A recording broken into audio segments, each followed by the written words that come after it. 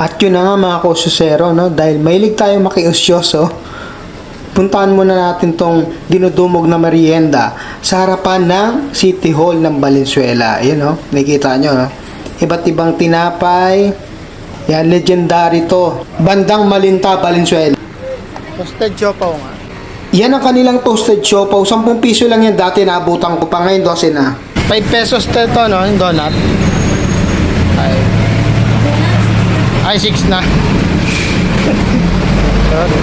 Shoutout nga pala kay ate, no? Thank you. At ito na nga, no? Titikman na natin yung mainit-init nilang toasted siopaw. Napakasarap talaga nito pag mainit-init pa. Dati bilog to.